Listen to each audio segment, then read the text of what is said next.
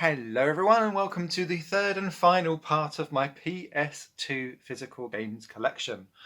We've got two boxes to get through. We know how long I take on this, so let's get going. Remember, if you've spotted any games that you'd like to see on the channel, please do comment down below so that I make sure I prioritise them as I go. Excuse me, I had to take a break. I finished up recording of the last one at about 2:45 in the morning. Then I went to bed and was like, get up first thing in the morning, go. And I've actually got natural light, so hopefully this won't look too terrible. Okay, let's kick off with Over the Edge. Co-op platform adventure game. Not bad, not terrible, not the best in the world, but it will do. Then we get on to kind of hack and slash RPG, Orphan, Scion of Sorcery. I don't remember too much of this. I think it was a really early one. Yeah, it was. I think because I played this around the same time as the Summoner games, I get them mixed up in my head. So I don't even know if they're really that similar, but in my brain I've compartmentalized them in the same type of thing. Now this is cool. MTV Music Generator 3. Now there are several of these. I'm sure I'll pick the rest out during this kind of mini pile. A follow-on from the Music series on PS1. They kind of got a little bit more complicated on the PS2 era because it was trying to be a proper like digital audio workstation, but you're doing it with a controller. So like nothing really... It's powerful, but very, very slow because you're using a controller to when you really want to kind of plug in a USB keyboard. I didn't have a USB keyboard at the time.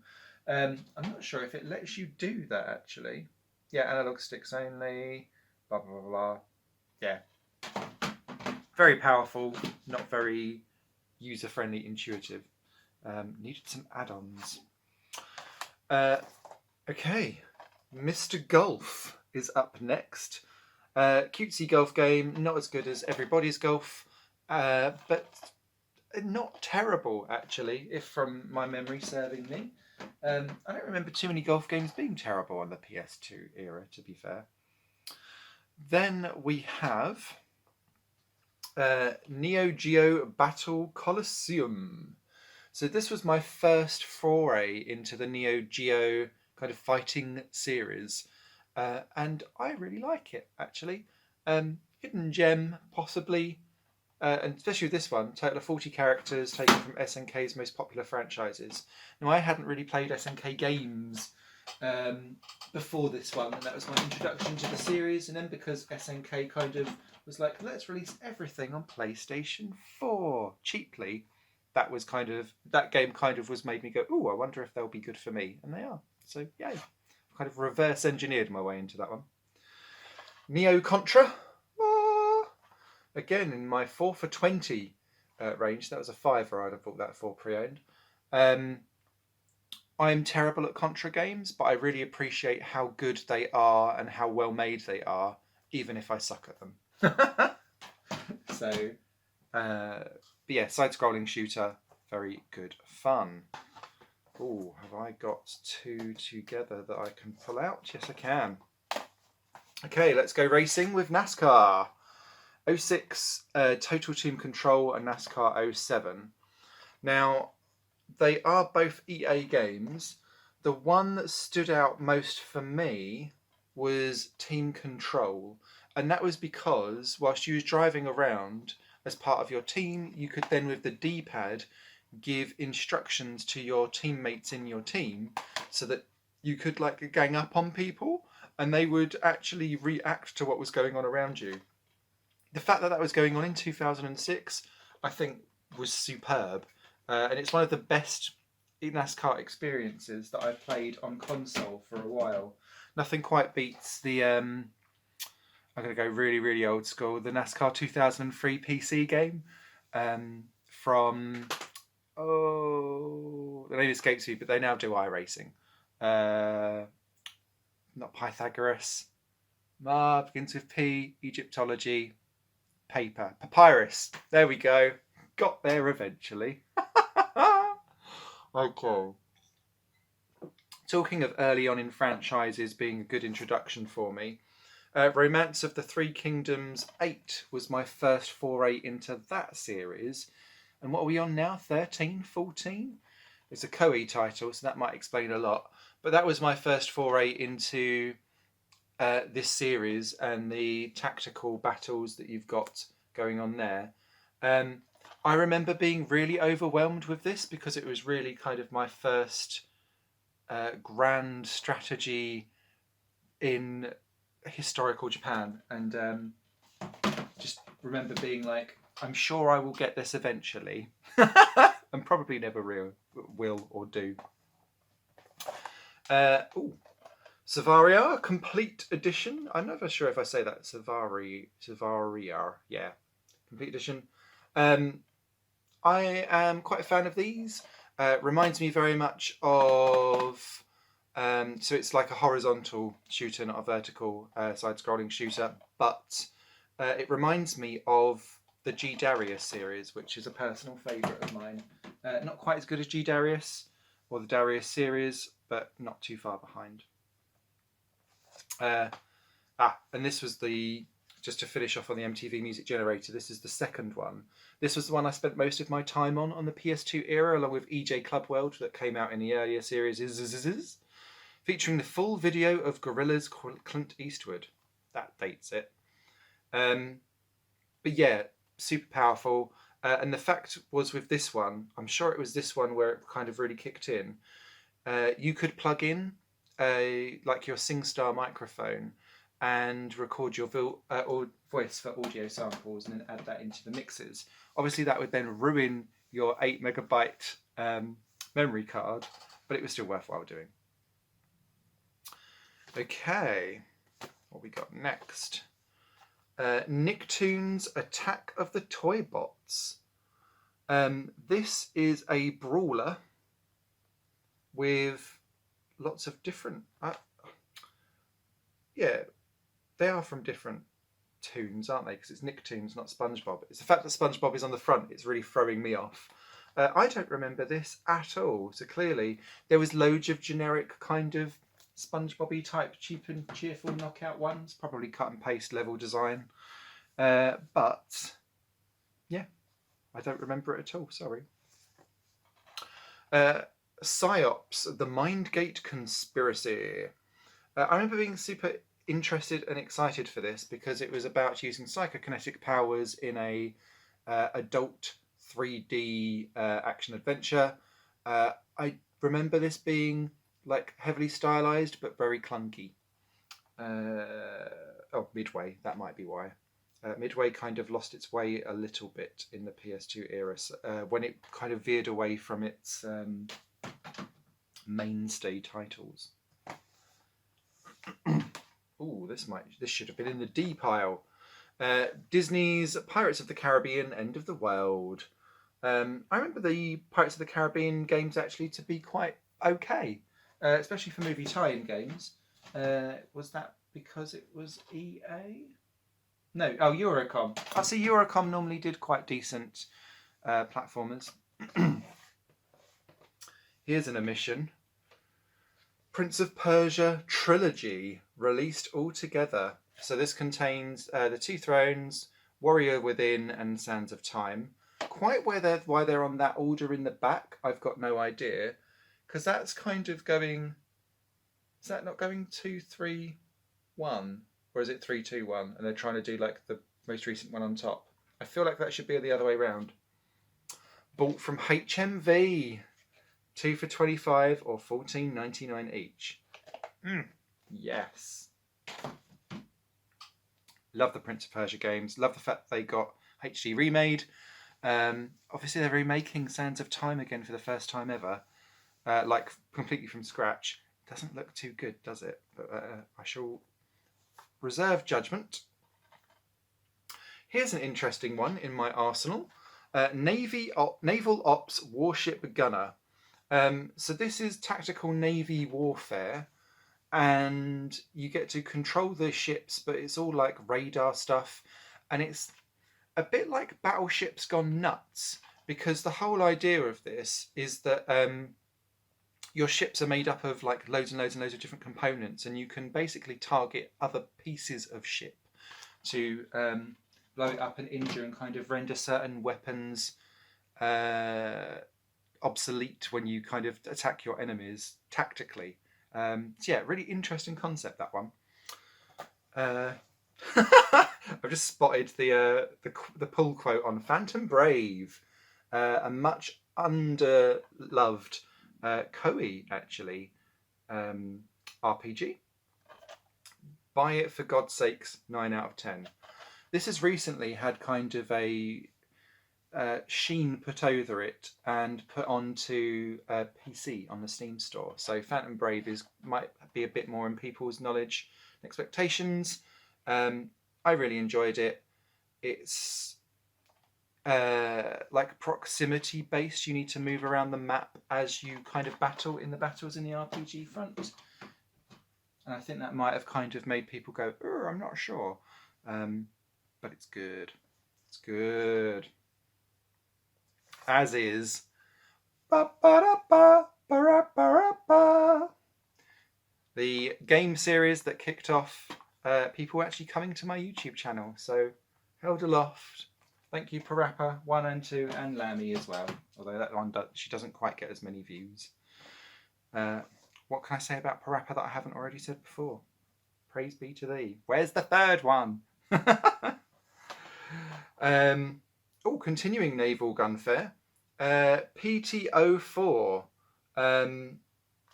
That does stand for something, doesn't it? Pacific Theatre of Operations 4. So again, this is kind of naval battles. I thought it wasn't just naval battles, but it is just naval battles. Apologies. Where you get to sail around the world. Now, of the two, this is far more in depth than the other naval one that I pulled out earlier. But that's because this one comes from Koei. So it's kind of got that Dynasty Warriors Tactics-y type feel to it. Grand Strategy. Puyo Pop Fever. Sega with all of the colours. Sonic Team made this as well. This was my first introduction to Puyo Pop, or Puyo Pop Fever rather. Great introduction. Love the current ones on PS4, which I think might have now also come to PS5, which I think might be cementing Puyo Pop as having like a Western legacy, not just an Eastern legacy, which I like. Polar Express. I remember this game being just pleasant to play. Not necessarily fantastic, but pleasant to play. Kind of relaxing. Enhanced with iToy. Because it came with some rhythm games. That might be why. Now that I've looked at the back of the box. Love me a rhythm game. Here's an underrated and unappreciated game. Nano Breaker. So this is kind of hacky slashy action adventure game done by Konami. Just kind of went under everyone's radar here in Europe. I don't know if it made more of a splash elsewhere. But yeah, I remember quite enjoying this one. So, good little hack and slash kind of go up against it. Ooh, trio of games coming up now, all of the same series. Mortal Kombat. So we've got Mortal Kombat Armageddon. Now, this is huge because it's got 60 characters in it. Oh my god. Complete with Create a Fighter mode. I love the fact that all on the back of the box everything's got K when it should have C. To make customizable characters you can take online. Oh, netplay. Okay. I can also see that there is kart racing in this as well. This was when Mortal Kombat was like, let's just put everything in the game. Then you've got Mortal Kombat Deadly Alliance, which I think was that the first one of the lot here. Yeah, it was. That was the earliest one of Mortal Kombat, I think, on PS2. And I've also got Mortal Kombat Deception. which came, this was kind of the one where it's like throw all of the different variants on. So this comes with like a match 3 or match 4 kind of Tetris puzzle combat. There's chess combat, and there's conquest adventure mode as well. In fact, on one-on-one MK Online for the first time ever. So this was the first one that when Mortal Kombat went online. I think these games get a little bit panned on occasion, but I think they were fun. It was Mortal Kombat kind of lost its mojo a little bit when it tried to, whenever it moved away from the pure one-on-one battles, I think that's where it kind of fell a bit apart. Tekken did the same thing, where it's like, everything needs to be in a 3D world, it needs to be a brawler. No, it doesn't. Just focus on your fighting and do the one thing that you want to do, but do it properly. Mojo! I love this game. I think there's excuse me, some stuff on the channel from this.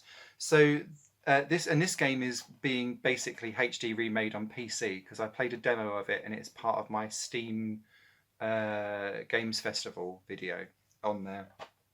Because the video, like the program's tagged Mojo HD, even though they've called it something differently.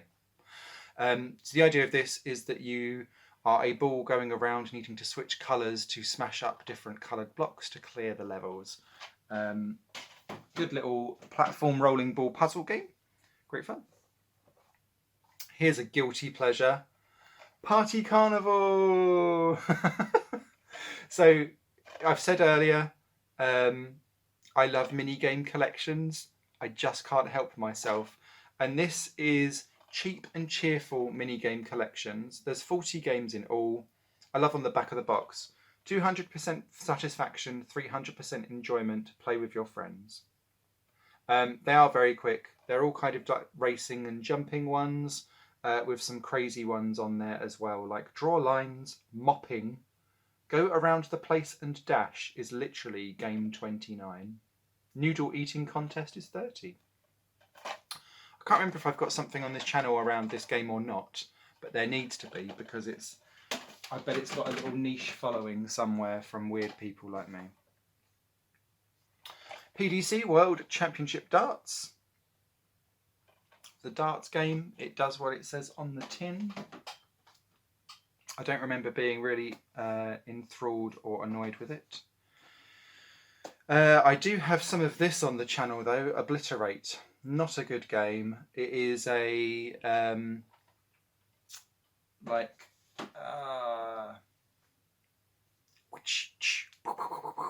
gallery shooter. Careful, Simon. Another terrible game, but I bought it because it looked funny. Ninja Bread Man. Excellent concept art and design. Terrible budget play execution of a 3D ninja game where it is just awful. Budget. Nightshade. Basically Shinobi, but with a female character instead. Came after Shinobi, so takes on a lot of the game's improvements with it. Quite fluid, I remember this game being for its time. So yeah, good one. I don't think it sold particularly well, like most of the games that I own. Outrun 2006 Coast to Coast. Great game, this one. Oh, I didn't realise it was Sumo Digital. It's funny when you see like, and you forget that they made all of these things years and years and years ago. Big fan of this. I think it's one of the best, if not the best, Outrun console game that's been put out there. Ooh. Stating the facts. Pilot down behind enemy lines. So I bought this out of confusion because I can see what the game is that I meant to buy next to it. So I thought this was World War II Prisoner of War from Codemasters. This game is a tactical stealth escape game where you have to monitor everyone's diary and then escape from being a prisoner of war And I thought that was this, but I bought this first by accident and then realised it really wasn't. And actually, this is a very rough around the edges, but not terrible. General 3D shooty type game experience, but you do also get to fly planes and stuff like that as well. Not terrible, just very made on a shoestring budget. This actually really, really good if you've got the mindset to get into it. Back when marketing your game, you could kind of get away with just being like, oh, looks like this. Sci-fi channel movies now basically live off it. Oh God. Mouse Trophy. This is you building mazes for mice to get out of and get them to the end of the labyrinths. A bit like kind of slotting things into place and making sure that the mouse can escape, and the mouse does certain things. I remember spending an awful lot of time with this game because I really liked the concept, but it's not a well done game. But you have to kind of fight it to get to the end. We saw Midway Arcade Treasures 1 and 2 in the previous video. Here's number 3. It has got Rush the Rock, Hydro Thunder, Super Off-Road. Love that game. Badlands, Race Driving, Stunt Runner, San Francisco Rush 2049, which was a PS1 release in itself, if I remember rightly. Off-Road Thunder, Mud, Sweat and Gears, which looks just like Super Off-Road by the looks of it. Contains lots of developer commentary and documentaries on, apparently. I've got some of this, I think, on the channel. MX World Tour, off-road dirt bike racing game. Really made clearly on a budget, but I actually think is quite a fun little arcade game, actually. 2-player split screen as well. Oni! This came out with some fanfare right at the very beginning of the PlayStation's launch because of how stylized it was, and people were thinking that it was going to be like anime action movie, the game. I thought it was good fun. I enjoyed it for what it was. It wasn't a big all-conqueror, and the fact that this has 10 out of 10 on it from the official PlayStation 2 magazine. I didn't realise it was by Rockstar, though. I've not played it for probably over a decade, though, so maybe if I come back to it, I'll appreciate it a bit more. Outlaw Tennis. There's an Outlaw series where basically you had trashy people playing various different sports, shouting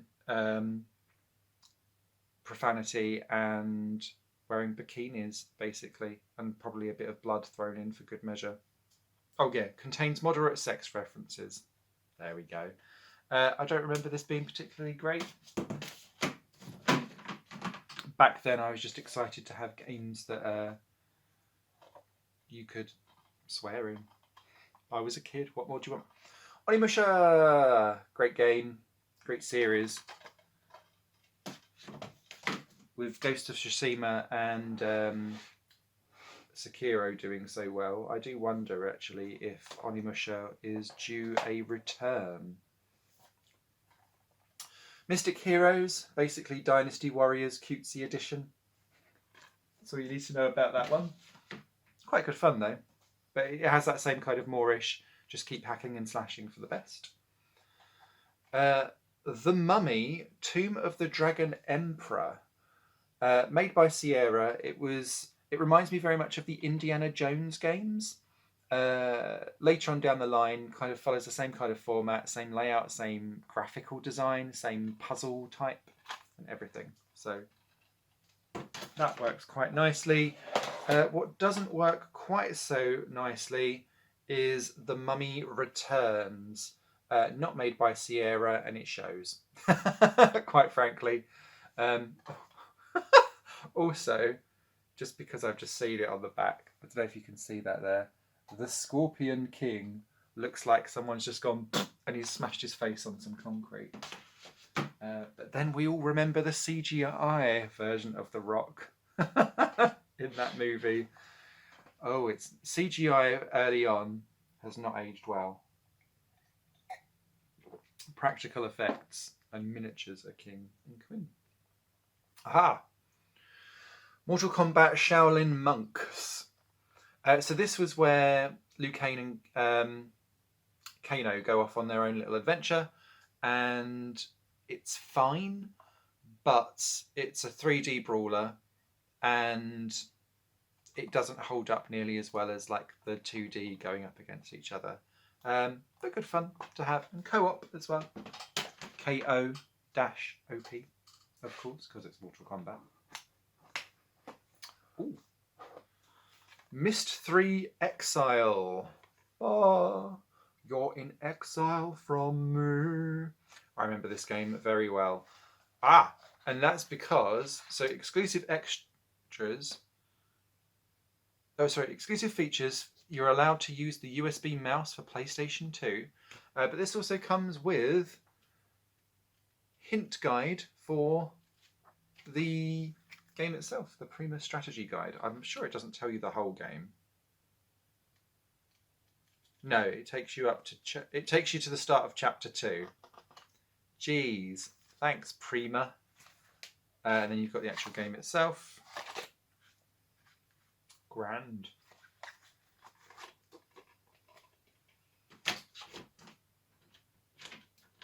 For people who used to subscribe to my channel years and years and years ago, when I had my I like screen recorded about 80 games or 100 games. It was like one every second, and it chopped through for 2 minutes to try and show the breadth of games that I owned, and the stuff that would be on the channel. And the thumbnail that it picked out automatically was Myst 3.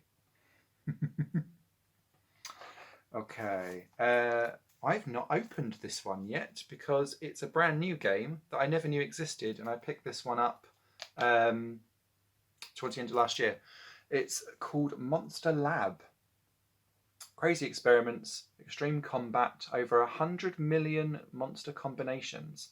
So apparently with this, you kind of design your own monsters and then take them out for some hacky slashy battling by Eidos, apparently. But yeah, the fact that it was brand new and still wrapped in the box, and I thought, oh, do you know what? I've never heard of the game. It's like £3. Give it a go. So why not? Okay, let's spin this round.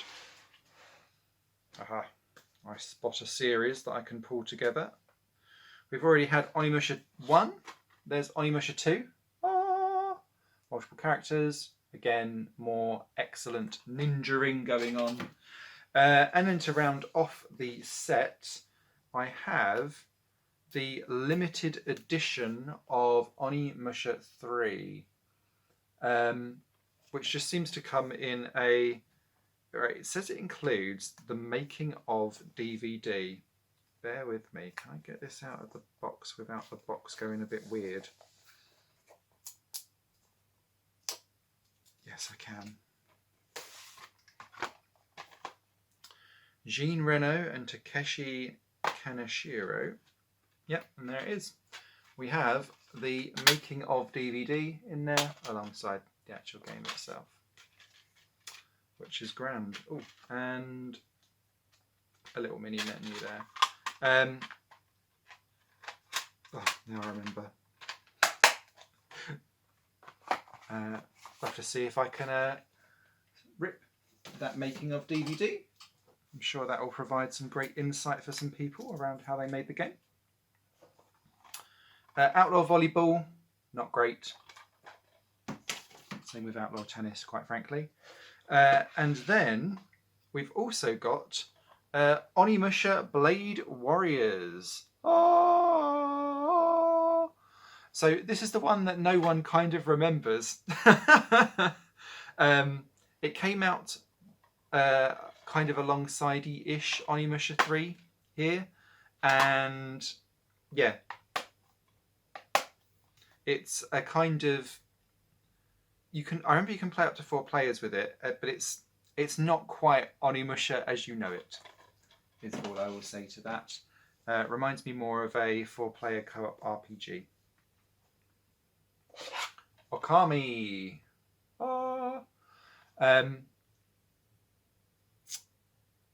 I've got this on PlayStation 3 as part of a PS Plus deal, I remember, because it was a free game on PS3.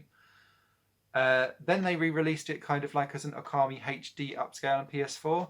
And I remember waiting for like until it was under like a tenner to go and get it again, because I was like, I've already bought it once. But it is a grand RPG game. Heavily stylized, deserves its hype, in my opinion. My Street. Now, I get a lot of call for more gameplay for this on my channel, so it is high on my priority list. I promise I will get to it and do it. I just need to set up my retro stuff to get it going. So this has got, I think it was 6 mini games on it, but the whole point was that you connected online and then you could run around in the street and chat, kind of like connect with other people at the park and stuff like that. I never had NetPlay for my PS2, so I never actually got to experience the full version of My Street. I wish that there was just more mini games on it though, because what was there was actually done really well. It was just very short. Obscure. Very obscure. So this is a kind of teen slasher horror movie, but as a game. They've recently done an obscure kind of knockoff, didn't they? But they didn't call it part of the obscure series. That's going to really annoy me now, because it's not bad actually, what they've done with it, and it was kind of a good homage to what the obscure series used to be. Continuing on with the Outlaw series, I've also got Outlaw Golf. I don't remember that being as bad as Outlaw Volleyball, but I don't remember it being as good as Outlaw Tennis. Ranking. Okay, let's spin around some more stuff here so that I can try and keep us vaguely into some kind of topic.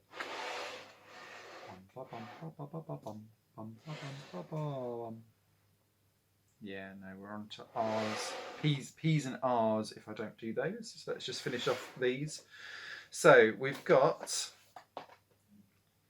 Shonen Jump's One Piece Grand Battle. Oh! So the idea of this was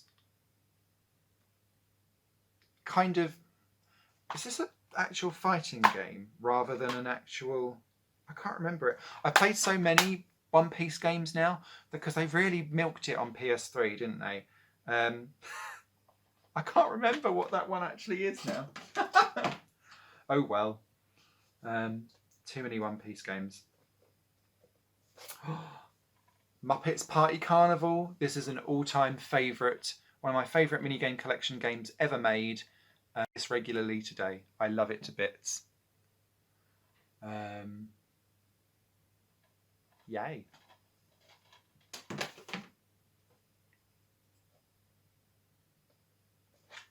Music 3000. Woo! Again, great stuff by Jester and Codemasters before Jester went off to try and do Super Truck games that weren't nearly as good. Odin Sphere. That's had a remake recently, hasn't it? But this one has had a remake and an upscaling, whereas lots of their other ones that follow the same formula haven't. I suppose this one you could consider as their best one of the lot, but I think the other ones are just as worthy. So yeah, great side-scrolling RPG. Got plenty of this on the channel already. Pac-Man Rally. Great rally game. Underappreciated and underrated in my opinion. And then... oh, I've missed an Onimusha game. Quick. Onimusha Dawn of Dreams. New dawn, a new enemy, a new hero. Oh! Again, decent. I think Onimusha 3 was kind of like the pinnacle of the game series for me personally. There we go. Right. Oh, I've got these all over the place, so I can't quite do them all together. So, Project Zero. And I've got Project Zero 2 here as well. These are horror games. They make me shit myself. I'm not very good at them.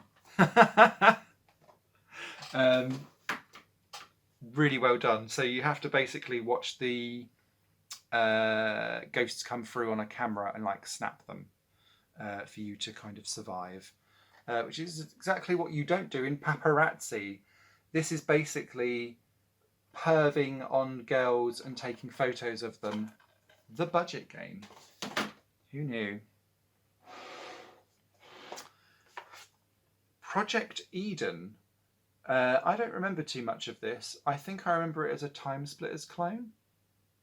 Yeah, Time Splitters clone. Made by Core, though, and Odysee. So, it will be good. It's a clone. Oh, God. Pop Idol, the game. So this is a rhythm action game. It is awful. That's all I have to say on that. Another weird one, The Plan. So the idea around this is that you're playing as 3 characters separately, but all at the same time, trying to pull off a heist.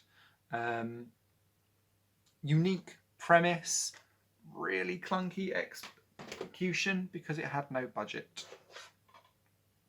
Remake of Pitfall, or an upscaling. Pitfall, The Lost Expedition.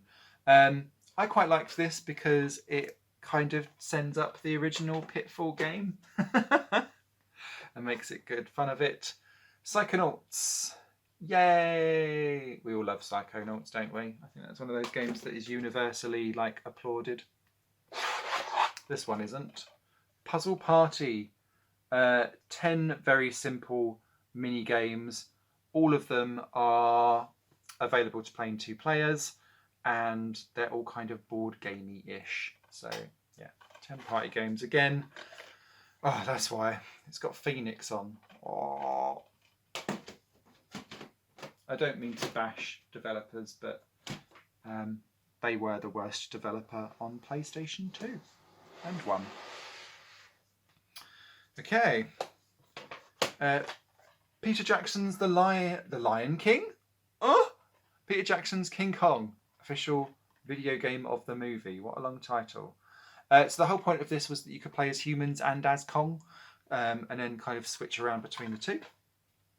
I remember that being quite good, actually. Especially for when you consider that it is a movie time. Pirates, The Legend of Black Cat. This is a quite basic bitch. Piratey adventure 3D game. Not terrible, just I don't remember it particularly in capturing my imagination. Neither did this. Power Rangers Dino Thunder. Again, lots of different missions, 3D kind of. Reminds me a little bit of the Lego games. It's not really in that style particularly, but it's kind of that mindless, just button mashing to get through enemies. And same with this, Power Rangers Super Legends, same style of stuff. Along with like when you get into your like Megazord or whatever it was, it had like one-on-one battles. I don't really remember too much of this, but MTV's Pimp My Ride, made by EU Technics, would you believe? And yeah, this is just about pimping rides and then going and driving your cars. Probably do really well in today's markets, if I'm honest.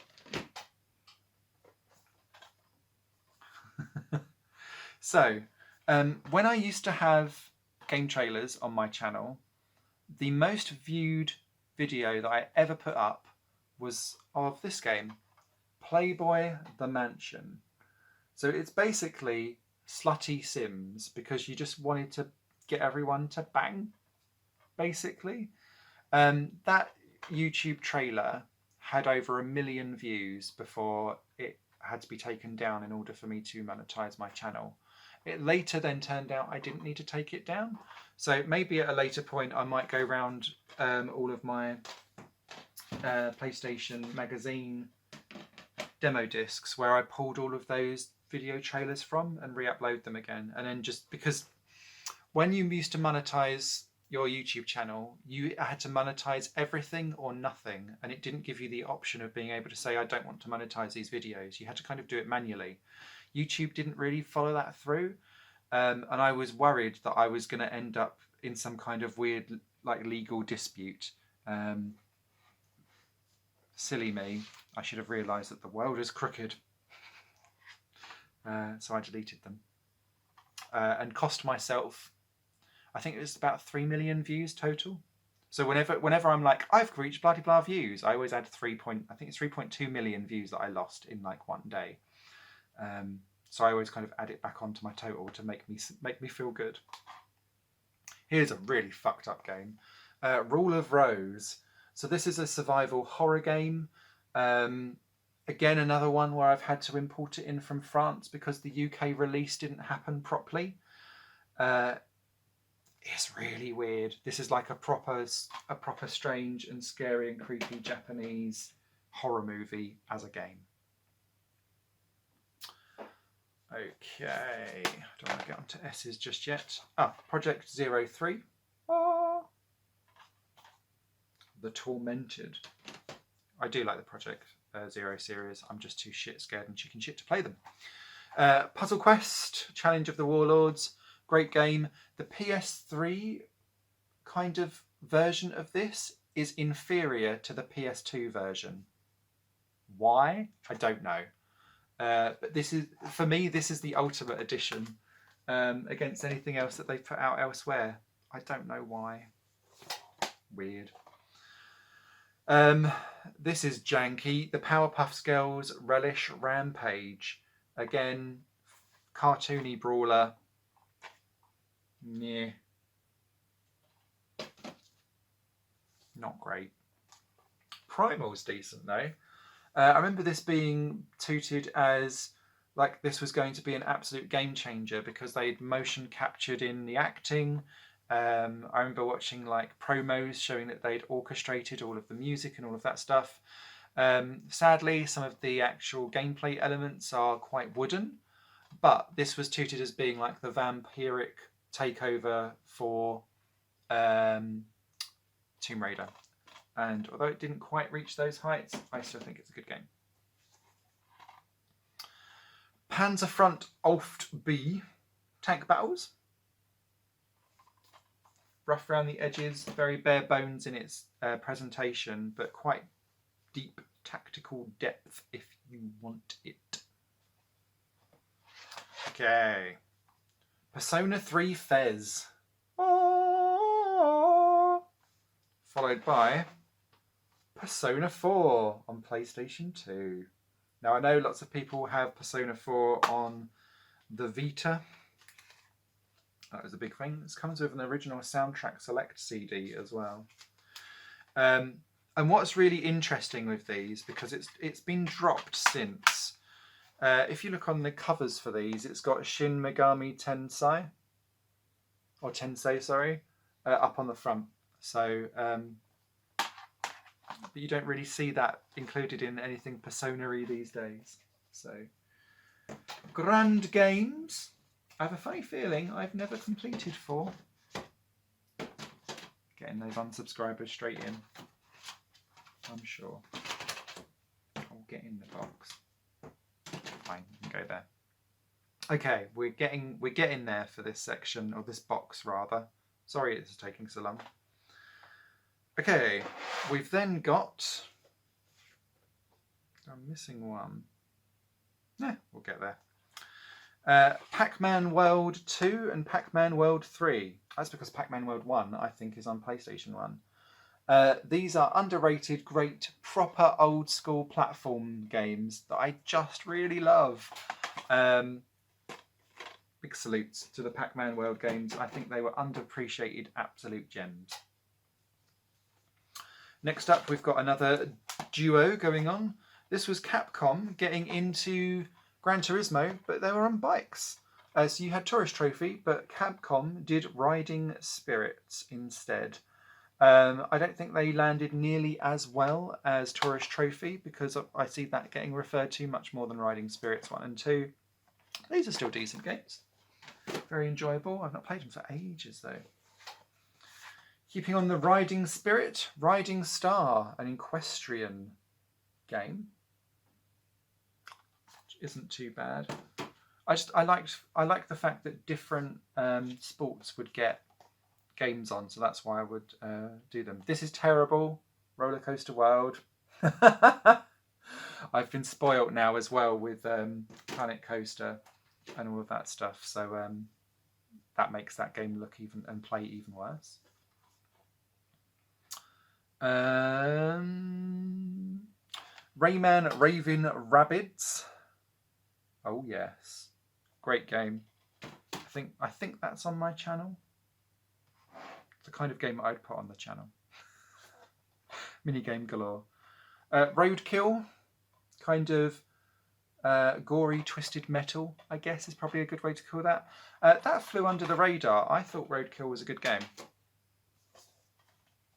Rogue Trooper. Oh. Yeah, all I can remember from this is, why is he blue? It reminded me of the Green Army Men, but like they took it, turned him blue and put him into like a real world scenario, as you do. RC Revenge Pro. I found that the RC games that came out on PlayStation 2 largely weren't very good. Because they didn't quite understand that whole isometric kind of racy feel. Reign of Fire, tie-in with the movie. It's got some good like set piecey bits, and outside of that, the game is not good. I'll leave that there. Aha. R-Type Final, great game. I'm terrible at. Rayman 3 Hoodlum Havoc. Great game. Of course, has since been remastered as well. Good platformer. Risk Global Domination. This, I think, is my favourite Risk game of the lot. Because it lets you play Risk in lots of different ways. And just seems to be quite good fun to play. I appreciate Risk is just Risk, but that is the best example of it that I have as a game. Run Like Hell. Basically Aliens, the survival horror game, but not like with the Aliens franchise. Cheesy B-movie stupidity, but good fun if you don't mind some janky gameplay. Res, love this game. Love the Res X that's come out since, with the X level that's been added on for VR and stuff since. We bow to thee, we bow to thee. The Scorpion King, Rise of the Akkadian, or Akkidian. This is just a fairly generic brawler. Unlike this, Jet Li Rise to Honor. I adore this game. It is so much good fun. It is basically a kung fu movie broken into about 60 different levels. But the idea, the good thing with this is that you move with the left analog stick, but the right analog stick you can kind of just like flick around, and it's where Jet Li then like does his moves and like kicks and punches, and it has a fluidity to it that still holds up today, in my personal opinion. Oh, missed out on this one. Micro Machines V4. Like the first like proper direct sequel to something from the 90s and the PS1 version. I liked this. Again, not quite on that top tier of what V3 necessarily is, but this was a step up definitely from the other Micro Machines game I showed earlier, and I've just noticed it's because it's made by Supersonic, and Supersonic made fantastic cute racers. Robot Wars, Arenas of Destruction. I wish that was better than what it was. Quite limited. in what you can and can't do. Ribbit King, my favourite golf game of all time. Possibly. It's so stupid. I love it to bits. I have played that on the channel. I don't think I've got actual playthroughs, but there is gameplay of it in live streams. Playing as a picnic basket, playing golf. What more do you want? Red Dead Revolver. Grand game. We all know and love. Rogue Galaxy. This has also come out on PlayStation 2. So it's a PlayStation 2. PlayStation 4. Christ. You can buy it. I really like this game. Again, it's a level 5 one, so that's probably a sign of its quality. And yeah, Space Pirate Adventure RPG. Then we've got the Ratchet and Clank series. So I've got Ratchet and Clank 1. Ratchet and Clank 2, Locked and Loaded. And then, moving these around, just so I can get rid. Ratchet and Clank 3 includes bonus DVD of hits. Oh, includes a demo of Sly 2. Loving the mascot cross-buy. So yeah, Ratchet and Clank 3. Didn't have a subheading on that one. Great games all round. Continuing weird people that have come back from the past, Rygar. So I used to play Rygar massively on, I'm going to say Master System, but it might be Mega Drive. And this was kind of like a return back to it again. It is clunky in places, but actually they've done a decent enough job to make it a gory platformer. Rumble Racing, very early game, doesn't hold up the test of time, I'm afraid, in my opinion. Rogue Ops, Metal Gear Solid on an extreme budget, but without any of its prowess and fun. Oh, Ratchet Gladiator, when they put Ratchet and Clank and made it into a arena brawler game. It was good. It wasn't Ratchet and Clank. Ring of Red. This is a tactical warfare game with tanks, but also I believe you get to go on foot as well, and mechs. Yeah. Robot tank action. What more do you want? From Konami though, I haven't played much of that, so I don't really have an opinion. RTL Biathlon 2008. A strange addiction to that game. Don't know why. Shadow of Memories. This is a time-based adventure puzzle game where you have to kind of... The day of a death and someone's death and normally your death keeps repeating itself, and you have to kind of work out what to do to cause it to stop. Really enjoyable. It is just like Groundhog Day, the horror movie. Raw Danger. So this is another one that I had to import from France because the UK release was cancelled on its release week, I think. The sequel to SOS The Final Escape, and now you've got Disaster Report 4 on PS4. Adore this game. It is so good. I love it to bits. One of the few games where I, even back in PS2 era, I was like, I need to see as many endings as possible. Okay, we're nearly there. We're nearly there for this box. Just a few more to go. SBK 07. Very straightforward motorbike racing game. Soul Reaver 2. Again, we must have more Legacy of Kain games and Soul Reaver games. I will continue to pitch that until the end of time. Adore that series. Saint Seiya The Hades.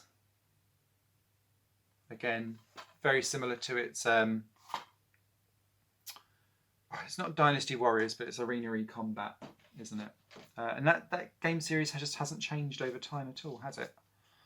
Steambot Chronicles. So this is a strange kind of mixture of musical RPG meets tactical tank bot steampunk warfare, as you do.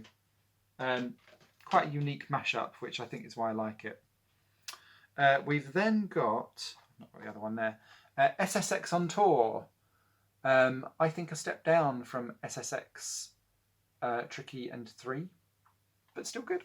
Still good. It's not my favourite. Sega Base Fishing Duel. Again, arcade fishing, lots of power posing, and moments. The Sega Mega Drive Collection includes 27 Mega Drive classics. Golden Axe, Altered Beast, Virtua Fighter 2, Comic Zone, Columns, Rystar, Echo the Dolphin, Sonic, Flicky, Kid Chameleon. Oh, that game ruined my life. Alex Kidd in Enchanted Castle was in there as well. Scrabble Interactive, best version of Scrabble that I've seen on digital formats, but it is still just Scrabble, so like hold your horses. Rampage Total Destruction, one of the better versions of Rampage that I've seen out there. Resident Evil 4. I think that's the only Resident Evil game that I may own. Put that out there. Okay, last few. Scooby-Doo Mystery Mayhem. Very simple puzzle game with some platforming elements.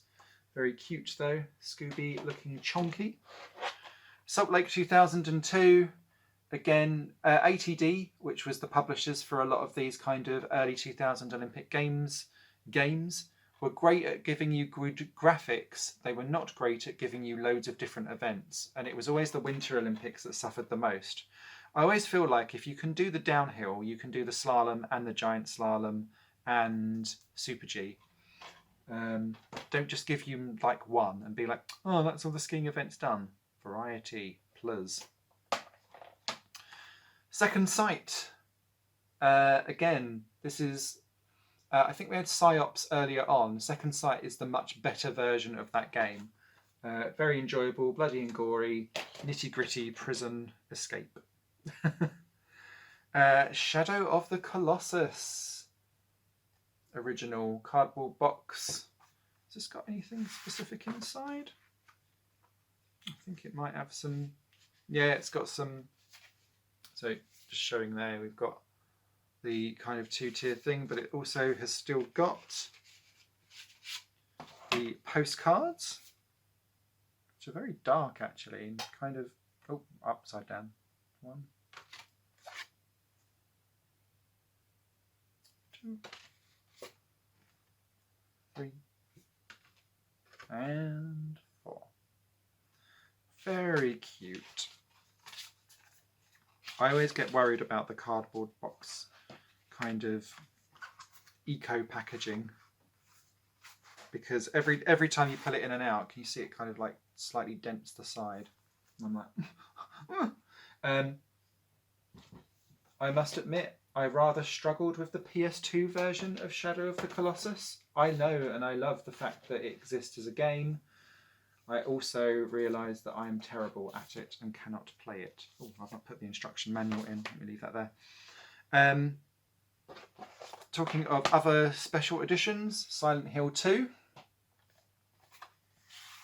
So again, just pulling that out.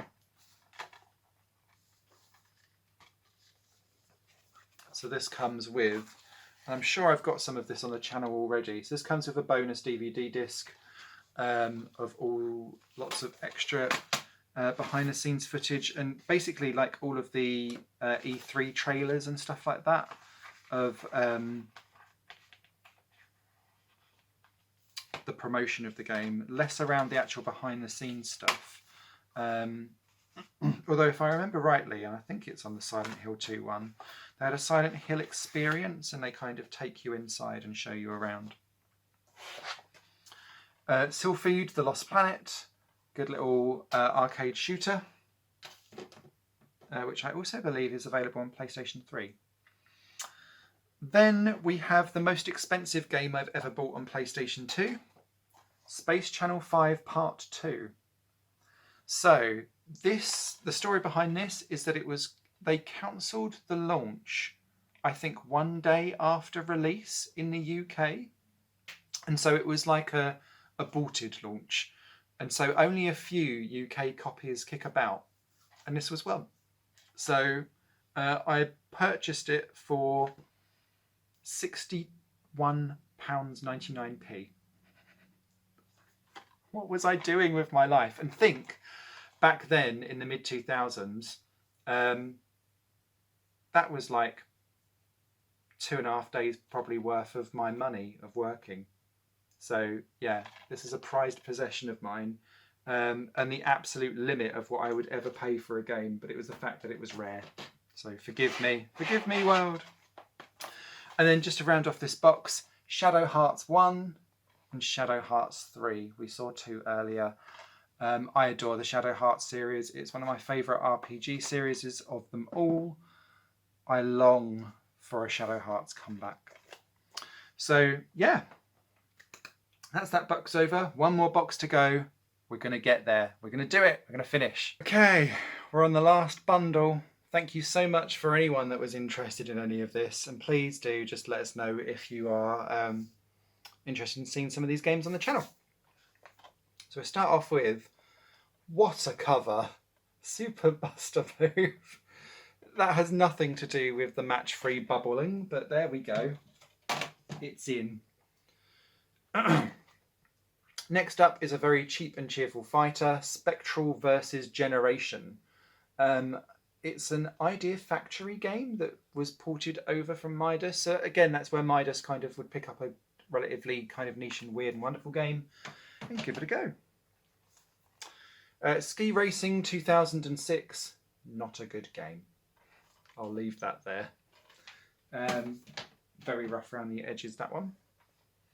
Tim Burton's The Nightmare Before Christmas, Oggy's Revenge. I don't remember anything of this at all. Looks quite decent on the back. Rhythm Boss Battles. That's probably why my ears have picked up. Ooh, ooh, ooh. Who remembers when Shrek had a kart racer game? Well, kind of kart racer, you're riding animals. So Shrek Smash and Crash Racing. Not bad, not bad. Not my favourite of the kartings racings in PS2, but not terrible either. Space Invaders Anniversary. So this has 9 different versions of Space Raiders included in it, including an all-new 3D mode and versus mode. Ooh, quite like the sound of that. Remember, Space Invaders have just... Space Raiders. Num num. Pickle dung in flavour. But yeah, Space Invaders has recently just had like another anniversary edition thing come out. So I wonder what's in that. Street Golf is a weird... it's golfing in a city. It's weird, it's strange, it's really janky, but because of the novelty value of it, I have fond memories, but not necessarily because it's a good game or a playable game. Sega Soccer Slam. I remember this being like a stupid arcadey style of soccer, because you can actually like smash and pummel them around because there's like fighting on, 3 versus 3. So very, very arcadey for that. The Sims Busting Out. This is when it was all exciting, when the Sims could go outside. 2-player action as well. This is when The Sims was trying to be innovative instead of selling you a DLC pack of literally 1 item and 10 clothes and some wallpaper and a chair. I've seen Lazy Game reviewers things where he's like, how many chairs are in this pack? Oh, when The Sims used to try and be innovative. SSX3. Great game, great game. Lots of customization, lots of fun on the slopes. Smash Cars. This was not problematic, but it's not kind of gone down well since. because the studio that done this then went and done a kind of XL version of this game on PlayStation 3. It's okay. It's just their PS3 version of this from the same people is better, in my opinion. Okay, we've then got an iToy Games Sega All-Stars. 12 games in one. So the idea was that each mini-game takes off something from the Sega different systems. So there's a Sonic game, Crazy Taxi, Knights, Virtua Fighter, Samba de Amigo, la la la la, Super Monkey Ball, Virtual Striker, Puyo Pop Fever, Billy Hatcher, Choo Choo Choo Choo, Choo Choo Rocket, Space Channel 5, and The House of the Dead. I remember having a lot of fun with that game. Good iToy experience. And here is Space Invaders trying something entirely different. A gritty EDF style game. So this is Space Invaders Invasion Day. It's like a B movie gone horribly wrong. It's janky, but I've actually quite enjoyed the fact that it was trying to do something different. Similarly, we've got a mech battler game here called SLAI, or SLAI, Steel Lancer Arena International. So this is mech arena brawling, essentially. Really under the radar, that game, as it's released. Online play as well, on launch, obviously. I doubt the servers are up now. Next up, we have Scuderia Corsa Alfa Romeo. Alfa Romeo having its own game. You what, mate? I remember this being quite good. Not exactly like it was quite simmy for PS2 era, obviously, and it's just because I've looked on the back, made by Milestone. Hey, back when they didn't make 50 million games a year. Oh, the shade. Street Fighter Alpha Anthology. So Street Fighter, never a stranger for putting out a million different versions of the same game. So we've got Alpha, Alpha 2, Alpha 2 Gold, Alpha 3, and Super Gem Fighter as well, included in this compilation.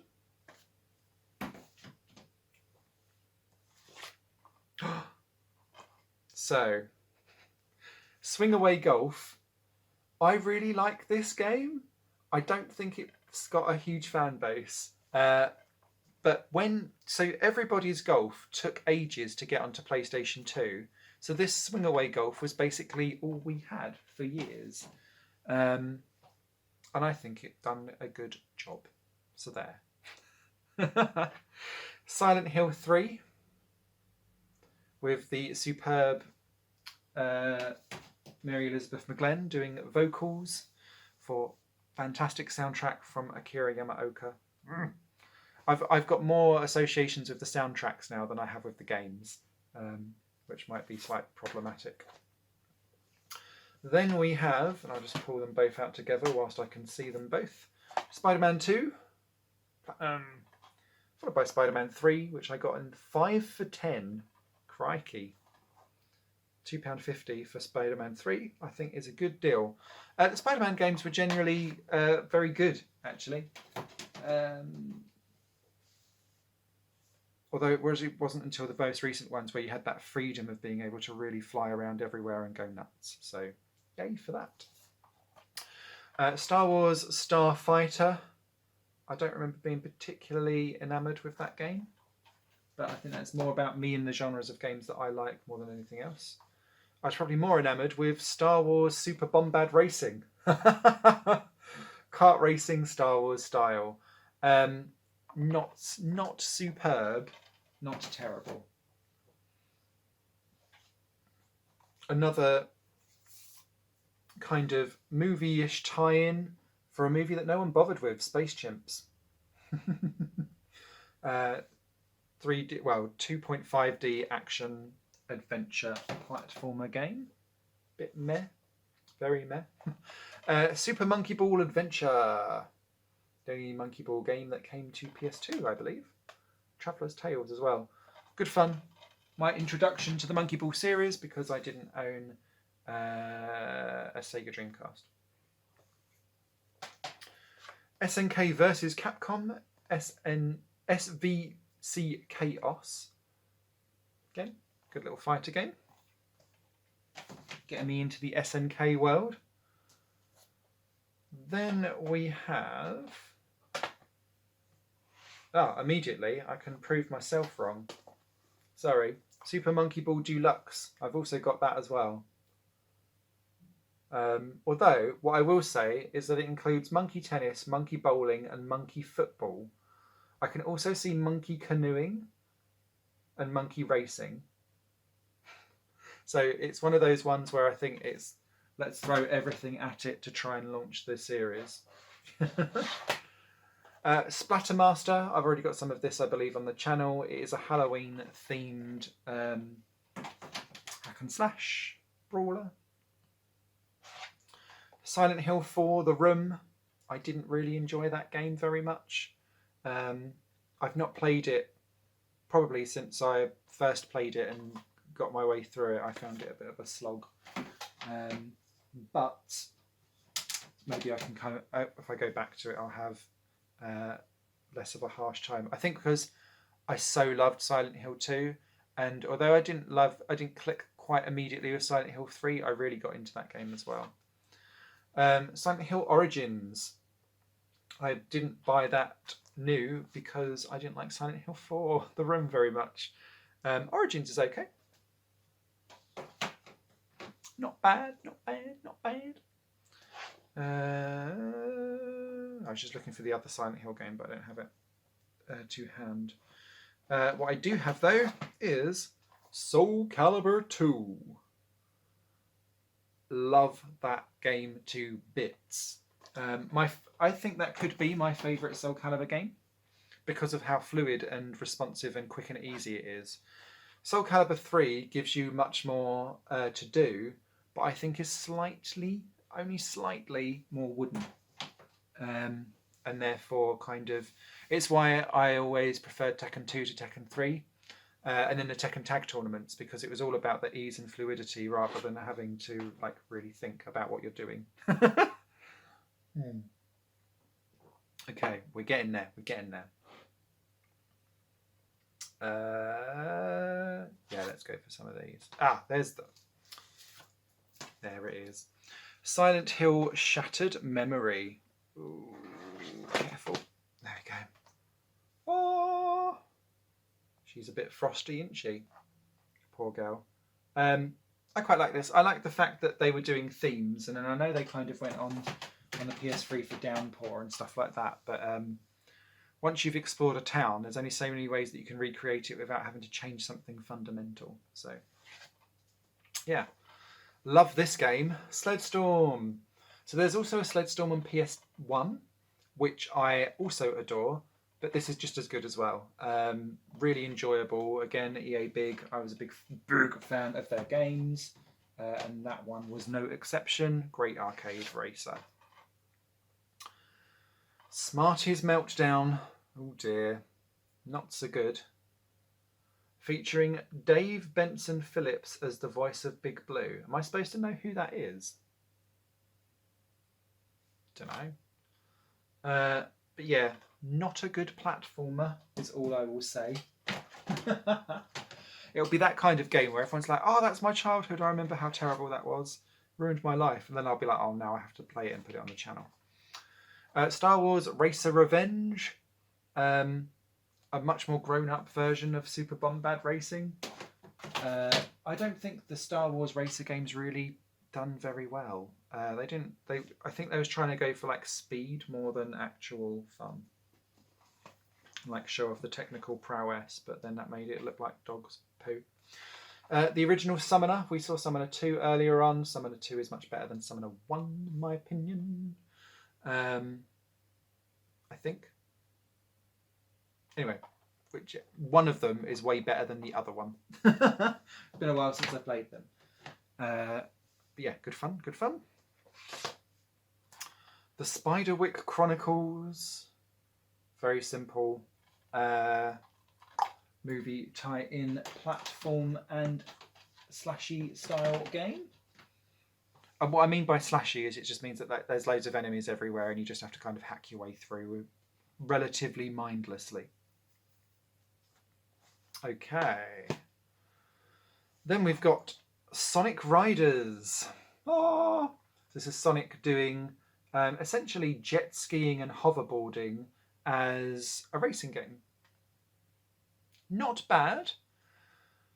Pales in comparison to Sonic and Sega All-Stars Racing and my all-time favourite Sonic and Sega All-Stars Racing Transformed, which for me is still the epitome of a kart racing game. Love, love, love, love. This is terrible. Speed Challenge, Jacques Villeneuve's Racing Vision. Well, you wore glasses, Jacques. That might be a reason why. Even driving at 300 miles per hour down the Champs-Élysées? Discover 11 super detailed tracks through actual streets and great cities. I'm sure it's fine, but no, not great. Also, Jacques Villeneuve's eyes on the cover. What?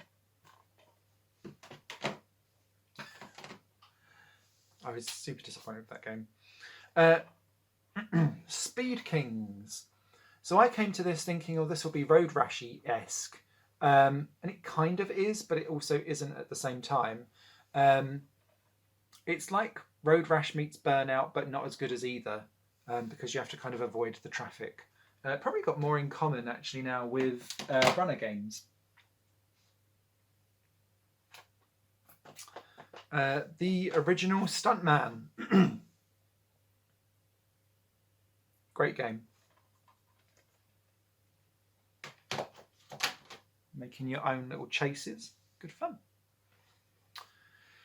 Shamu's Deep Sea Adventure. Looks like it's going to be absolute trash and is better than it looks on the cover at least. Great chunky graphics. Endorsed by SeaWorld, which I think is why everyone's like, are you sure?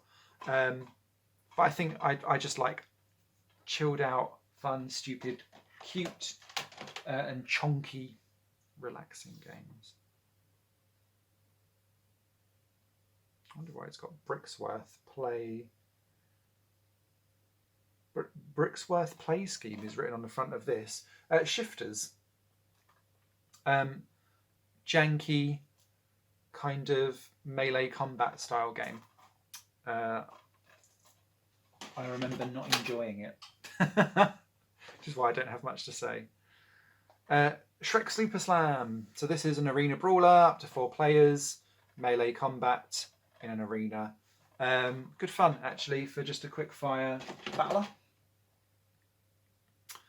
Then we have got... Oh, actually, let's continue on with Shrek. Shrek Carnival Games. I believe I've already got this on the PlayStation... Oh, on the channel already. In fact, yeah, I know I have.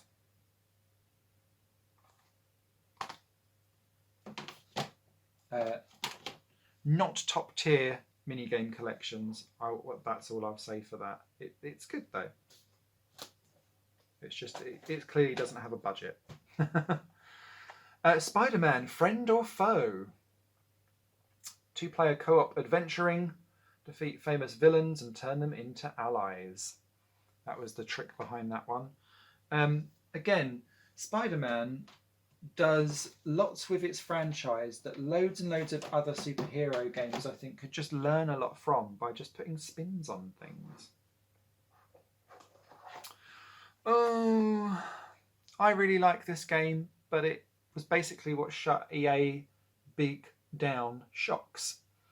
So this is off-road racing, cutesy edition, but still in an EA big all over the place with massive soundtracks and like everywhere. I really like it.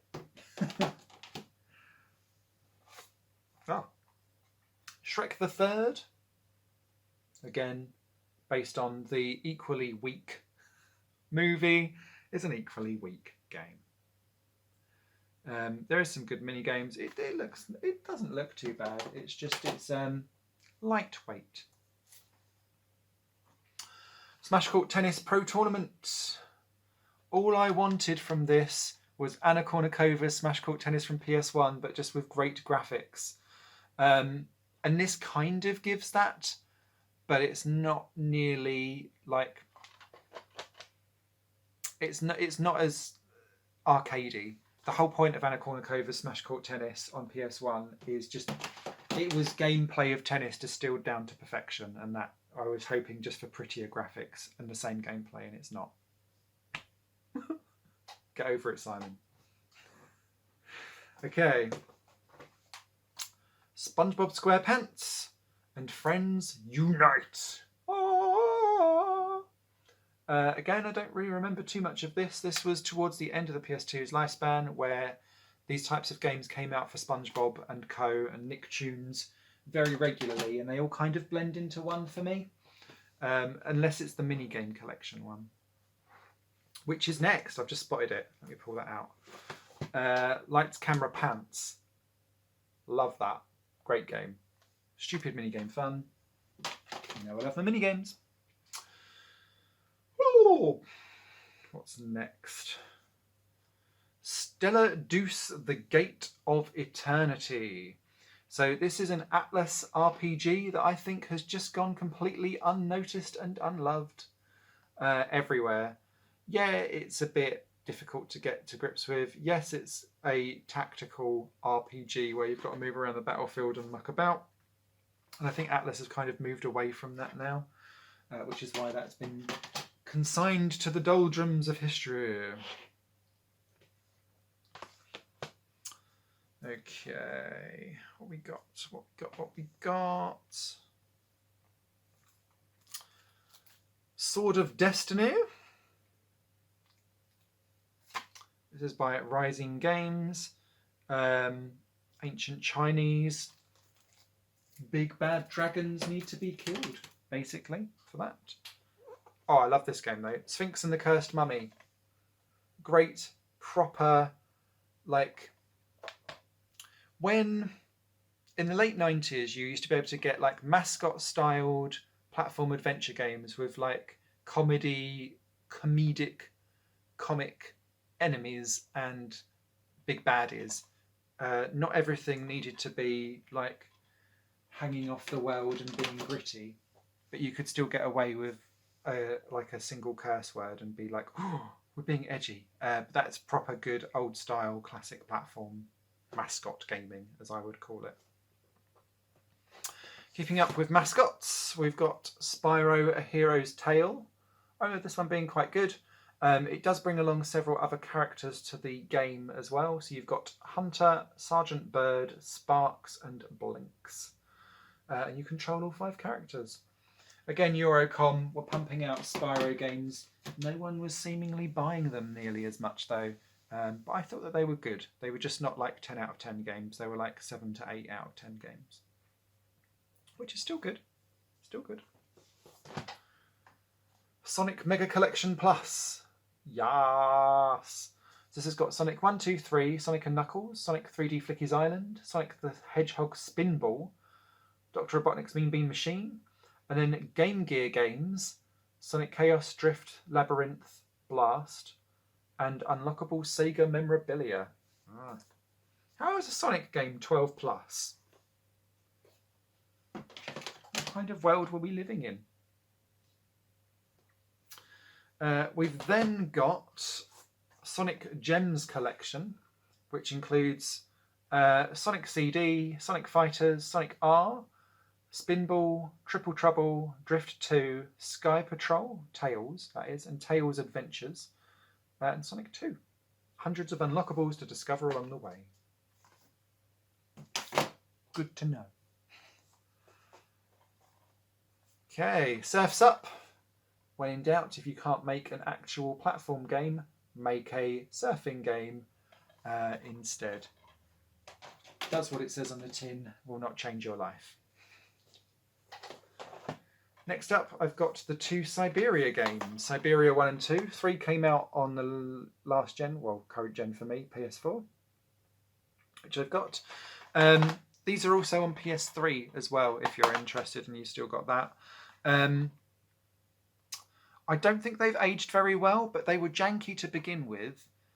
But they're strangely, weirdly iconic. It's like the weird... If Lara Croft tried to be a point-and-click adventure but had no budget. Is how I would explain it. Oh dear. And then we've got 2 more SpongeBob games coming up next. Creature from the Krusty Krab. Very colourful platformer. And SpongeBob SquarePants the movie. Ho, ho, ho. I'm dreading the amount of SpongeBob requests that are going to come through. Okay, what have we got next? Let's go for... In fact, I can do these 2 together as well. Suikoden 4. I like the fact that on the back of the box they do not call it an RPG. It's an RPG. It's not a 3D adventure. And then Suikoden 5. Boop, boop, boop, boop, boop, boop. I prefer 5 over 4, I think, if I remember rightly. It's been a while since I've played either. Suikoden 1 and 2 are so ridiculously expensive because they're considered rare in PAL regions. So they go up of upwards of like £150, £200 per go. So I will probably never own them physically, but I was able to get them digitally on the PlayStation Network PS3 where they had the PS1s up for sale. Don't take it away from me, Sony. Oh, Spyro Enter the Dragonfly. Great game, very enjoyable. Although I think that was the game that signalled the downfall of Spyro. Meh.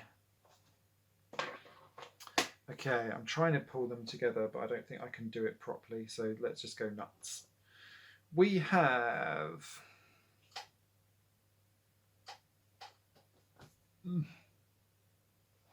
I'll kind of do them sporadically. So we've got the SingStar series. So the original SingStar that come with the 2 microphones includes... I like the way how these are done supposedly in order of what was most popular at the time. Liberty X, Just a Little. Mystique, Scandalous. The Darkness, I Believe in a Thing Called Love. Jamelia, Superstar, obviously. So that was one. Then I also got SingStar Sing Along with Disney. Includes Tarzan, Jungle Book, Lion King, Little Mermaid, Toy Story, Winnie the Pooh, Cinderella, Beauty and the Beast, Aladdin, 101 Dalmatians, Peter Pan, Lady and the Tramp. He's a tramp, but I love him. Breaks a new heart every day. Then I also have SingStar Legends. And this is all going back in time, pretty much. Although it's got Blur Park Life on. What?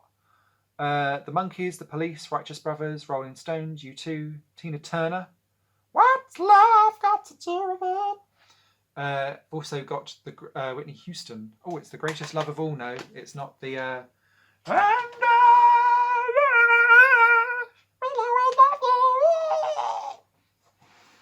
We've been spared.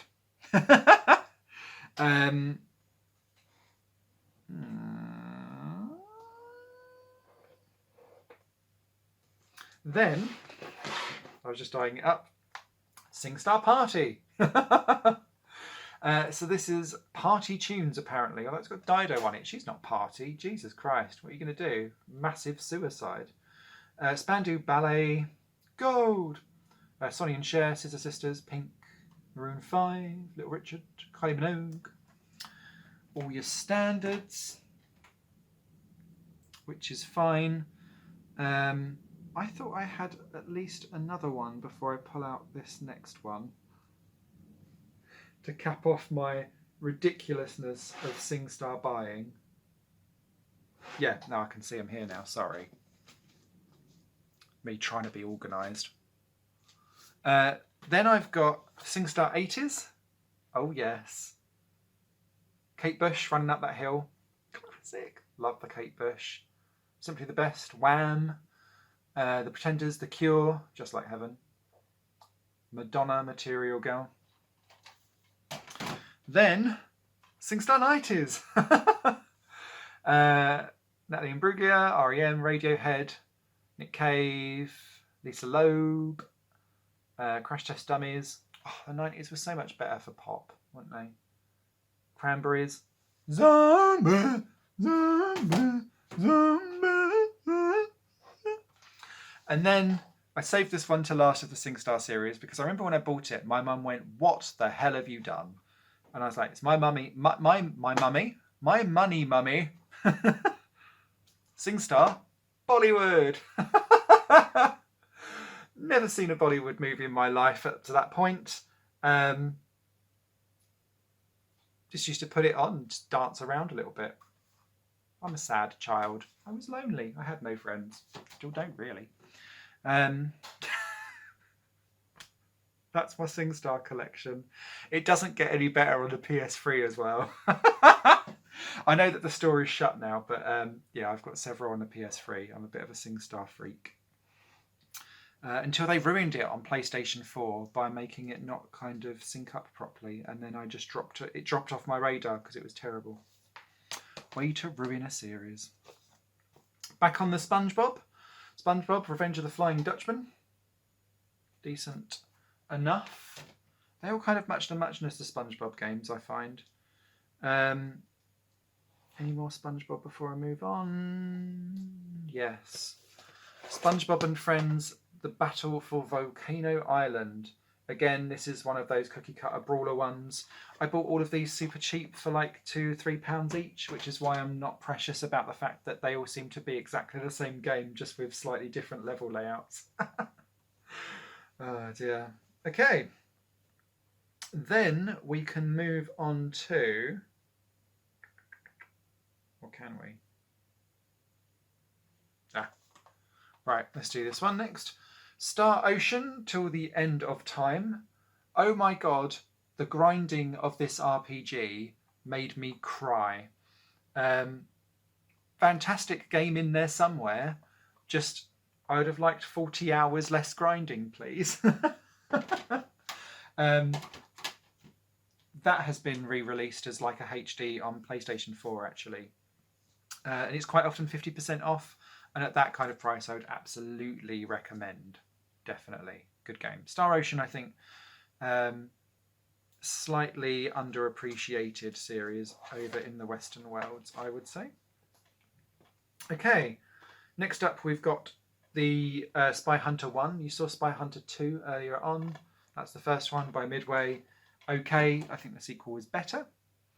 Then we have the crossover that no one was expecting. Spyware... Spy Hunter, sorry. Spyware. Nowhere to Hide. Nowhere to Run. Christ, Simon, get it out. Featuring The Rock.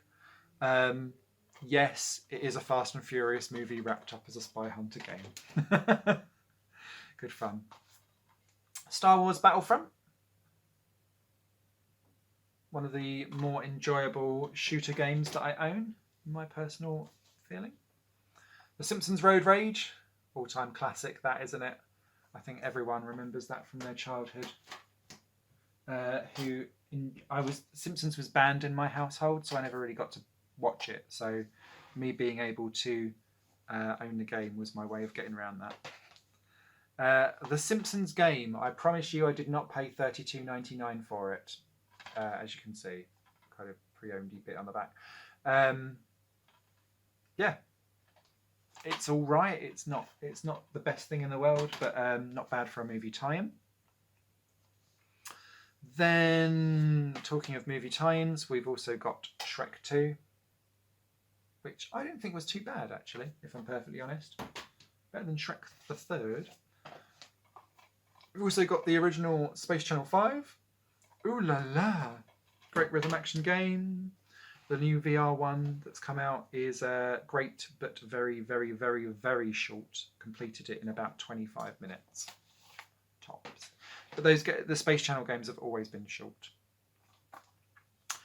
Then there was the remake of Spy. It was a proper old school classic game. Sorry, it's my phone saying that it's starting a new file because it's so long. Yeah, good stuff. It's not quite done so well in this kind of multiplayer mode, but the whole point is like a one-on-one duel of trying to outfox each other. I love the concept, a bit janky on the execution, but a good. At least it updates a classic. Superbike's Riding Collection. It's a milestone game again. Doesn't say. Yeah, milestone. Again, they're out there going, how can we repurpose our games millions of times over? Some things never change. Then we have Stolen by Hit Games. This is discount Metal Gear Solid. It is not good. Super Trucks. Not great. It's okay. I think I was more enamoured by the fact that it was a racing game with super trucks in that just handles and plays differently because they're weighty and you have to really think about that when you're driving. The actual game itself is not really thrills and spills though, because everything is so slow and like it's very niche is what I'm trying to say. Bizarrely, one of my favourite Olympic-based games in recent console generations, Summer Athletics. And it's because there is like 28 or 30 odd events to it, and they've all got slightly different controls. DTP Entertainment AG. I don't really know them as a brand, and I know that it's done by 49 Games. That's why. They did go on to do Olympic Games on the PS3 kind of era as well. I wish that they could come back and do something like that again, because we're well overdue. I know we've got the Tokyo 2020 game, which is good fun, but it's not the button masher that I was hoping for. SOS, The Final Escape. I adore this game. Disaster Report's original one with the earthquake and having to survive it. Multiple endings. Yes, its performance tanks at every opportunity whenever there's an earthquake and buildings start to move and shake, but I love it regardlessly. Sly Raccoon, number 1. Oh yes. Great fun, great game. And to finish off the set, because we had 2 earlier, Sly Raccoon 3. Eye-popping 3D glasses included. Wait a minute. No. Boo. I'd got it pre-owned, that's why. Great series. Great that they were remastered. I think I've almost platinumed. I platinumed the first one, I think. I don't think I've platinumed 2 and 3 just yet on the PS3. Then we've got Shadow of Rome. This was a good game, actually. Nice and gritty. Basically, Gladiator the movie as a game. What's not to love? Spy Fiction. I remember this being really stilted and weird, like playing Mission Impossible, but as like a C movie. And it embraces its jank, which I quite like it when it does that. When it's like, we don't have the budget, but we tried. I enjoy it when things do that. Samurai Warriors 2 Empires. Again, this is the tactical add-on addition to Samurai Warriors. Get it out. Koei doing their Koei thing. Copy paste, copy paste. Shadow the Hedgehog. Friend or foe, you decide. Very dramatic. Sonic gets dark. Everything had a dark period in the 2000s. We've not really come out of it yet, have we? We've also got Spartan Total Warfare. Just like the Rome game a couple of games earlier, this, I think, really was good. And I remember this being quite technically excellent as well, because it's like a Rome setting of a Dynasty Warriors style game, but less with more I'm going to say skill, but that's not what I mean. There's more to do. There's variety. Okay. Then we've got the 2 Suffering games. The Suffering and the Suffering 2, essentially Ties That Bind. They're proper grim. It's basically a horror game in a prison cell. Lots of blood and gore and guts and everything everywhere. Quite enjoyable. Just you need to be in the mood for it, or I need to be in the mood for it anyway, because it's not my usual style of game. Spider-Man 1. Yeet. Okay, then we get on to 2 Siphon Filtered games. So we've got Siphon Filter Dark Mirror, which came well after Siphon Filter the Amiga Strain, which I don't think done very well, which was why there was such a big gap between the two. The Siphon Filter games on PS1 are iconic, less so on PS2. It didn't really make the jump up quite so well. Mainly, I think, because I don't know if these were in-house made or not, but they just didn't quite... The jump up, I think they got lost because, and I'll find it because I can see it just under the corner of my eye, you had games like this instead. Splinter Cell came in and basically wiped the floor with what Siphon Filter was doing, and then improved it to such a degree that the Siphon Filter game series didn't necessarily keep up. And you've also got Splinter Cell Pandora Tomorrow there as well, if that interests you. And just to round off the Splinter Cell kind of trilogy that I've got here, the original Splinter Cell is there as well. Apparently with 4 new levels and 30 minutes of never before seen cinematics. Is that like a deluxe edition? Returning back to Spider-Man. God, there were loads of Spider-Man games. Ultimate Spider-Man. I remember this one being good. And the reason why was because the Spider-Man kind of main series was trying to be in the real world. This was sending it up as back to comic book settings and character design, and therefore, although it was never like realistic as Spider-Man, that allowed it to just be full-on comic book. Okay, then we've got the Toka Race Driver series. Toka 1, fantastic.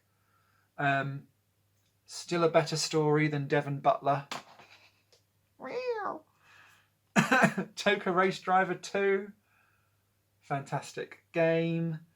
And then I was slightly less of a fan of Toka Race Driver 3, but it was more expansive. There were more cars. I think there were more tracks. Up to 8 players online as well, interestingly, with net play.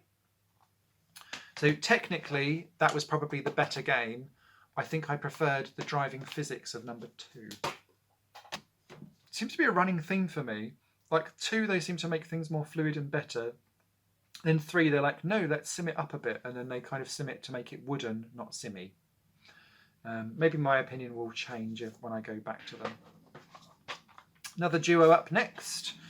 Taito Legends 1 and Taito Legends 2. Apologies if you can hear a plane going overhead. I live on the Stansted fly path, even though it's denied that we are on the Stansted fly path.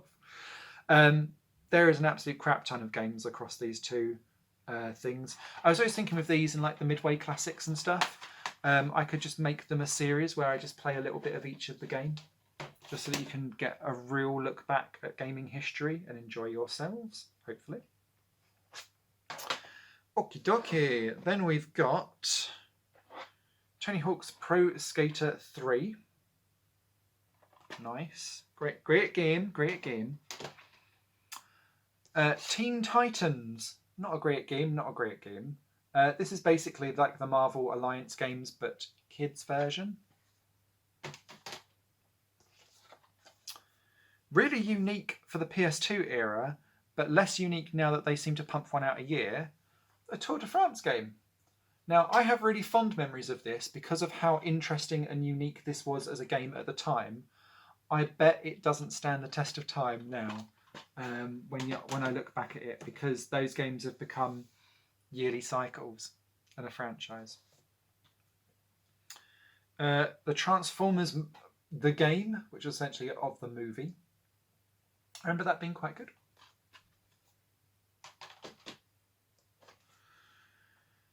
a very generic 3D cel-shaded brawler of Teenage Mutant Ninja Turtles. Go head-to-head in versus mode, 2 players though. Which actually does put it as a proper fighter as well, interestingly. I don't remember that one being particularly good though. Also, I remember not being particularly good. Terminator 3, Rise of the Machines. The problem with that lady Terminator is that she just had a face on her that looked like she was about to do a big poo. Includes over an hour of CGI and film footage starring motion picture cast. Fair enough. It's been a while since I played it. Maybe I'm judging it unfairly. Okay, back to duos.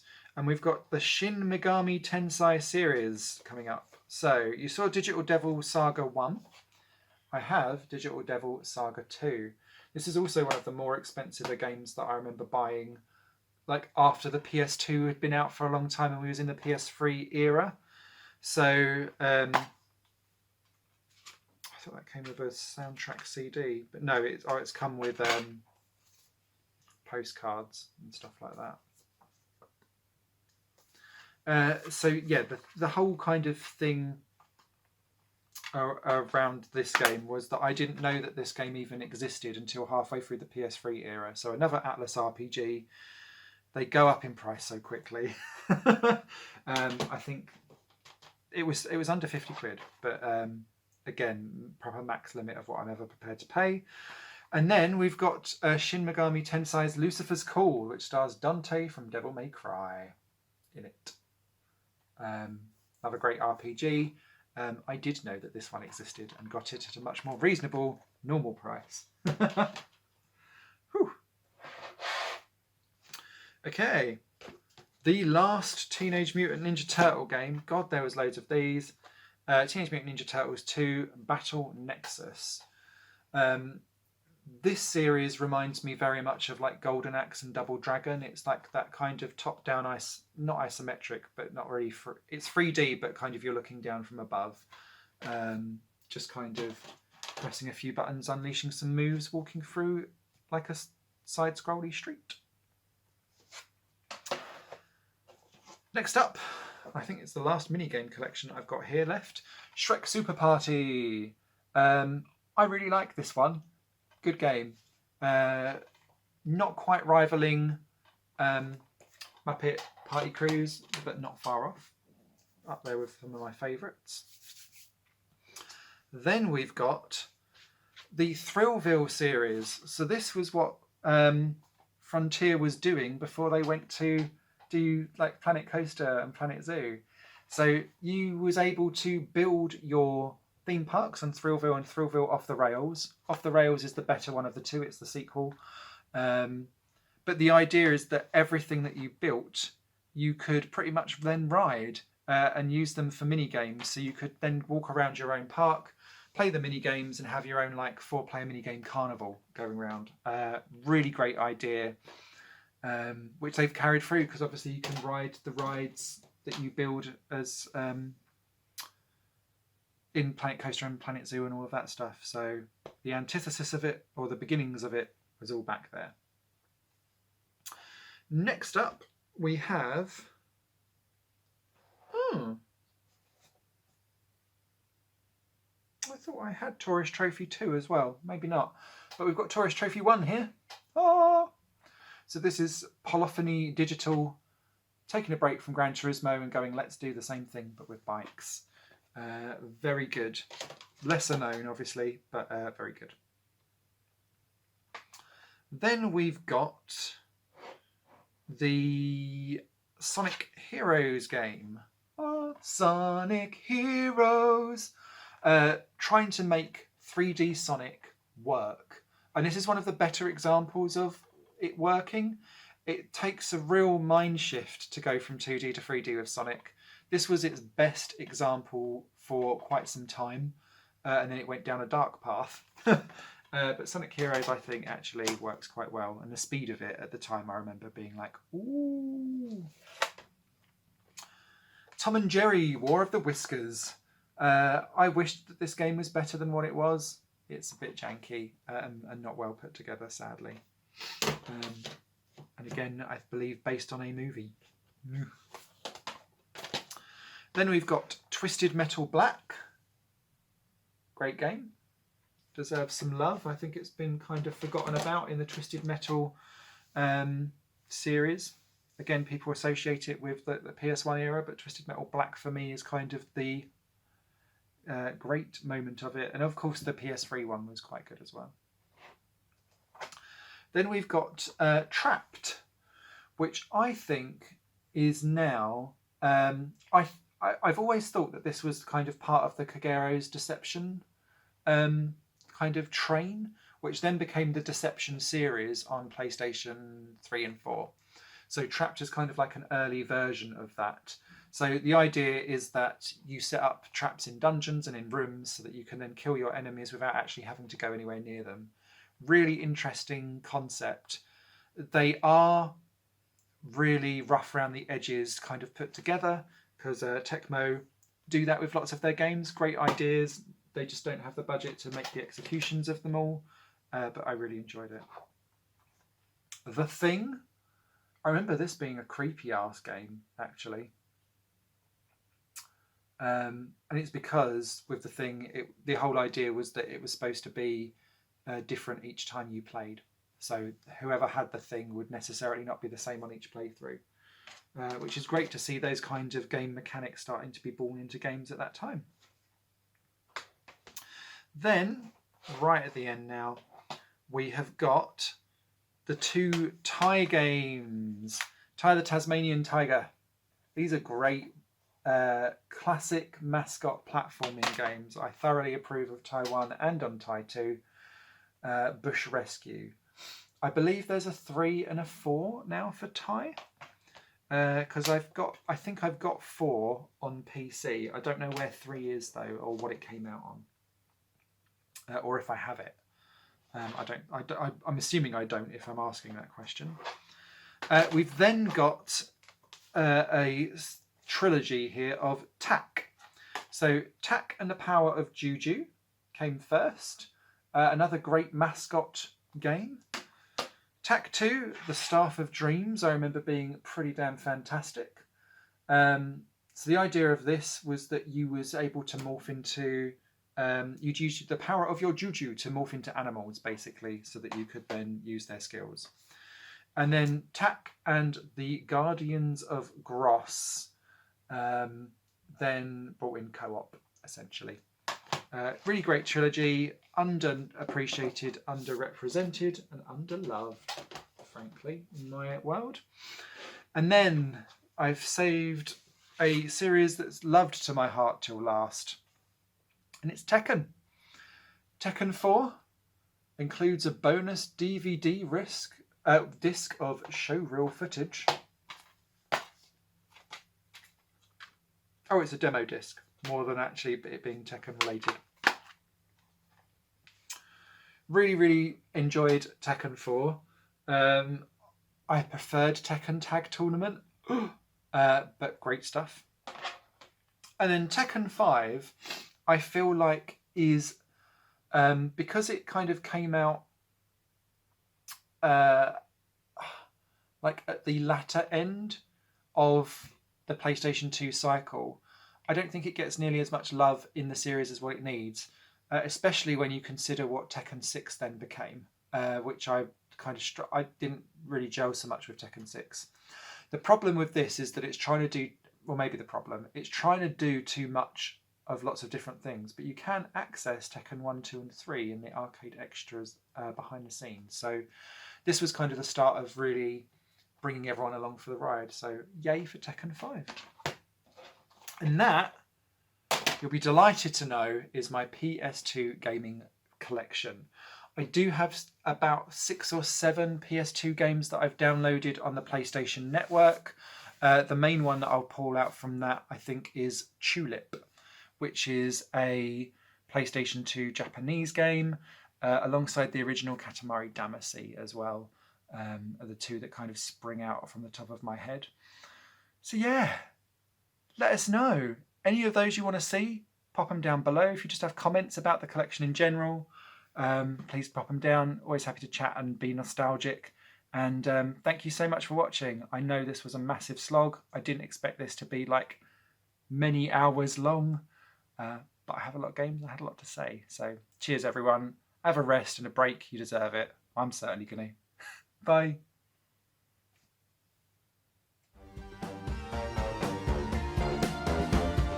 Higher Plane Games is part of the Higher Plane Network, a completely independent media outlet supported by people like you. The goal is to create the best possible content that cultivates a richer indie scene for games as well as music and entertainment. To find out more and to get involved, visit patreon.com/higherplane-network. Your support makes all the difference, and in return you'll gain access to bonus content and downloads. Thank you for watching.